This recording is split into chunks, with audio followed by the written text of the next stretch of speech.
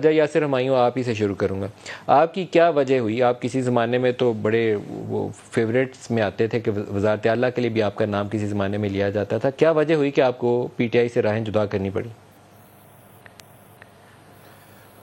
دیکھیں جی، کوئی کہہ لیں کہ انسیریمونیسلی چھوڑنی پڑی، لیکن فرینکلی اسپیکنگ میں بڑے عرصے سے کنسیڈر کر رہا تھا کہ پولیٹکس چھوڑ دوں، کیونکہ جس وجہ سے میں نے پی ٹی آئی جوائن کی تھی وہ یہ تھی کہ خان صاحب نے ایک ایولیوشنری چینج کی بات کی تھی کہ ہم سسٹم میں رہ کے لوگوں کو کنونس کریں گے، انلائٹن کریں گے، جو پرابلمز ہیں وہ بتائیں گے، اور اس کے بعد جب ہم گورنمنٹ میں آئیں گے تو پھر انسٹیٹیوشنلزم لے کے آئیں گے، اپنی پرفارمنس سے ثابت کریں گے کہ ہم ہی اس کے اہل ہیں اور اس طرح ملک چلنا چاہیے.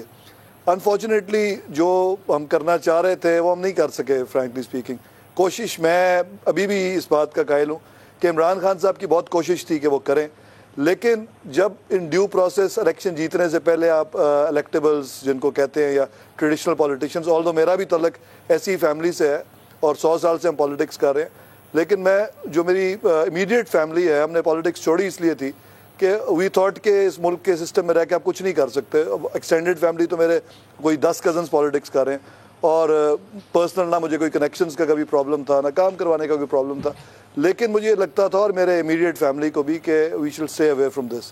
خان صاحب نے کنونس کیا، وہ لے کے آئے، اور جس پروسیس کا کی انہوں نے بات کی تھی اس سے میں سمجھتا ہوں کہ 14 کے دھرنوں میں ہی تھوڑا ڈیپ ٹریک ہونا شروع ہو گئے تھے، لیکن اس کے بعد پھر بھی اٹ واز ایکسیپٹیبل. ظاہر ہے ایک جو آپ کہتے ہیں کہ پرامن پروٹیسٹ ہے وہ ڈیموکریسی کا حصہ ہوتا ہے، آلدو میں اس میں بھی زیادہ بلیو نہیں کرتا، اسپیشلی پاکستان جیسے معاشرے میں. اس کے بعد 2018 سے onwards we have an ample opportunity کہ ہم گورنمنٹ میں رہ کے چینج لانے کی کوشش کرتے اور کرتے رہے. میں نے بڑی کوشش کی، اور ایکچولی خان صاحب نے سپورٹ بھی بہت کیا مجھے. جب کبھی ان سے میرٹ کی بات کی تو انہوں نے کہا بالکل میرٹ پہ چلو اور کوئی کسی کی سفارش سننے کی ضرورت نہیں ہے. لیکن آپ کے جنرلی میں نے نوٹ کیا کہ جتنے ایم پی ایز ہیں، ایم این ایز ہیں، ان کے جو حلقے کے معاملات ہیں اس سسٹم میں وہ میرٹ کی بات کر ہی نہیں سکتے. آپ نے اپنے دھڑے کو سپورٹ کرنا ہوتا ہے. تھانے کچہری کی پالیٹکس ہے وہ آپ ختم کر نہیں سکے، نہ پنجاب کے پالیٹیشین. علیحدگی کی وجہ کیا بنی؟ آپ نے جو رائے علیحدہ کی اس کی وجہ کیا بنی؟ ہاں، یہ آپ بالکل جو 9th کے واقعات ہیں اس سے ہم بالکل لگتا ہے بند گلی میں جا کے کھڑے ہو گئے. آلدو یہ گزشتہ 1 سال سے 25 مئی سے میرا یہ خیال تھا کہ، اور میرے ساتھ اور بہت سارے لوگ تھے، کہ اس ملک میں ہم نے پالیٹکس کرنی ہے تو اسٹیبلشمنٹ کے ساتھ تو پنگا آپ لے نہیں سکتے. سیدھی میں بات کروں گا، ڈکی چھپی بات میں نے کبھی کی نہیں. اور اگر جو لوگ کرتے بھی ہیں ان کے پیچھے بھی کوئی انٹرنیشنل اسٹیبلشمنٹ کا ہاتھ ہوتا ہے جو لوگ کرتے ہیں. آپ مثالیں دے دیں گے فلانے نے بھی کیا، فلانے نے بھی کیا، پر آئی نو کہ کیسے کیا فرسٹ ہینڈ. تو ہم تو نہ اس لائن پہ تھے نہ اس لائن پہ تھے، تو اس میں ایونچولی اتنا آگے چلے گئے کہ پھر اب میرا خیال ہم بند گلی میں آ گئے تھے. That was one good reason. 9 مئی کا کیا تحریک انصاف کے اندر کبھی یہ بات ہوئی تھی، کبھی کسی نے بات کی تھی کہ جب عمران کو اگر پکڑ لیا جائے، جب وہ آپ نعرہ لگاتے تھے کہ عمران ہماری ریڈ لائن، تو ہم جائیں گے، ہم کور کمانڈر ہاؤس کے گھر کو جا کے آگ لگا دیں گے، توڑ دیں گے، ہم جائیں گے جی ایچ کی گیٹ پر پروٹیسٹ کریں گے، یہ کبھی باتیں زیر غور آئی تھی؟ جو جنرل پارٹی، جی بالکل نہیں ہوئی. میں پارٹی کا جنرل سیکرٹری تھا، پہلے پنجاب کا پھر نارتھ پنجاب کا. ایک رات پہلے 1:30 بجے تک ہوا تھا وہاں پہ. قطن خان صاحب نے، میں کیٹیگوریکلی کہہ رہا ہوں، بلکہ حلفیہ بھی کہہ دوں گا، مجھے حالانکہ حلف دینے کی ضرورت نہیں ہے، کہ خان صاحب نے قطن ایسی کوئی بات نہیں کی. انہوں نے یہ کہا کہ ہم نے جو پروٹیسٹ کبھی پلان کرنا ہے تو وہ بالکل گلی اور محلے لیول کا ہوگا، اور آپ نے لوگوں کو تیار کرنا ہے کہ جس طرح کئی جگہوں پہ ماڈلز ہیں کہ آپ ان کے میسج پہنچے اور وہ اپنے وارڈ لیول پہ احتجاج کریں. اسی کے لیے میٹنگ کی تھی انہوں نے ایک رات پہلے. یہ جو بات ہے کہ یہاں تک آیا کیسے، اس کی ریزنز میں بتا دیتا ہوں. کہ 25 مئی لاسٹ ایئر سے جس طریقے سے کرب کیا گیا ہمارے پروٹیسٹ کو، اور اس میں تھا میں پنجاب کا جنرل سیکرٹری بھی تھا، تو اس سے ایک لوگوں میں ایک نفرت کا جو جذبہ ہے وہ پیدا ہونا شروع ہو چکا تھا. اور جیسے جیسے آپ سپریس کرتے ہیں کسی بھی موومنٹ کو تو اس میں ایک ریٹیلیشن کا فیکٹر آتا جاتا ہے. اب وہ ایک اپنے انتہا پہ پہنچ گیا، چاہے اس کی جو بھی وجوہات ہیں، جس کو مرضی آپ بلیم کریں، پی ٹی آئی کو کریں، گورنمنٹ کو کریں. اینڈ آف دا ڈے یہ فیلنگ جو ہے وہ ڈیولپ ہو چکی ہے پی ٹی آئی کے ورکرز میں، اور ایک ایکسٹریم مائنڈ سیٹ بھی ایک خاص کہہ لیں پرسنٹیج میں ڈیولپ ہو چکا ہے. انہوں نے ریئیکٹ کیا. بیسیکلی پلانڈ یہ تھا یا نہیں یہ میرے، کیونکہ مجھے نہیں پتا کہ کسی نے پلان کیا، کیونکہ خان صاحب نے قطعاً ہمارے سامنے کبھی ایسی بات نہیں کی. تو دیکھیں پھر تو آپ کو پی ٹی آئی کے ساتھ جڑ کے رہنا چاہیے تھا اگر پی ٹی آئی نے یہ پلان نہیں کیا تھا. کیا پی ٹی آئی کے اندر ایسا ایلیمنٹ تھا جو یہ چاہتا تھا کام کیا جائے؟ کیونکہ ایک ہی وقت کے اندر اگر لوگ corps commander house, M M Alam بیس کے اوپر، جی ایچ کیو کے اوپر، قلعہ بالا حصار کے اندر، چک درہ کے اوپر، فیصل آباد میں ایس آئی کے آفیسز کے اوپر، ادھر حمزہ کیمپ کے باہر ایس آئی کے آفس کے باہر، تو یہ چیزیں بیک وقت ہوئی ہیں نا. اس کے لیے کسی نے کچھ تھاٹ پروسیس کہیں تو ہوا ہوگا. کون سے ناصر تھے مجھے نہیں معلوم، میں اس پہ رائے نہیں دے سکتا. میں آپ کو بتاتا ہوں کہ ایون چکوال جیسا شہر جو بڑا پرامن اور فوج کا ہی شہر ہے، وہاں پہ مجھے 2-3 میسیجز آئے کہ جی مرید ایئر بیس پہ حملہ کر دیتے ہیں. تو یہ تو لوکل لیڈرشپ کی کوالٹی ہوتی ہے نا کہ روکے. وہاں پہ میں موجود نہیں تھا کیونکہ میں وہاں تھا نہیں. کس کے میسیج تھے کہ ایئر بیس پہ حملہ کرنے کی؟ یہ کس نے میسیج دیا کہ ایئر بیس پہ حملہ کرنے تھے؟ وہاں پہ چکوال میں مرید ایئر بیس ہے. مجھے کچھ ورکرز نے کہا جی کہ ہمیں بھی وہاں چلے جانا چاہیے. تو میں نے کیٹیگوریکلی اپنی لوکل لیڈرشپ کو کہا کہ کسی کو یہ شرارت نہ کرنے دینا، اور چکوال کا جو مین ایک تحصیل چوک ہے وہاں سے آگے کوئی نہ جائے. اور پھر گیا بھی کوئی نہیں. تو یہ تو ڈیپینڈ کرتا ہے کہ آپ موب کو پھر کنٹرول کر سکتے ہیں یا نہیں کر سکتے. میرا خیال ہے میں نے دیکھا ہے فوٹیجز میں ڈاکٹر یاسمین راشد صاحبہ بھی روکنے کی کوشش کرتی رہی ہیں، لیکن وہ موب ان کے آؤٹ آف کنٹرول ہو گیا. پھر تو موب کو لے کے کون گیا ان جگہوں پہ؟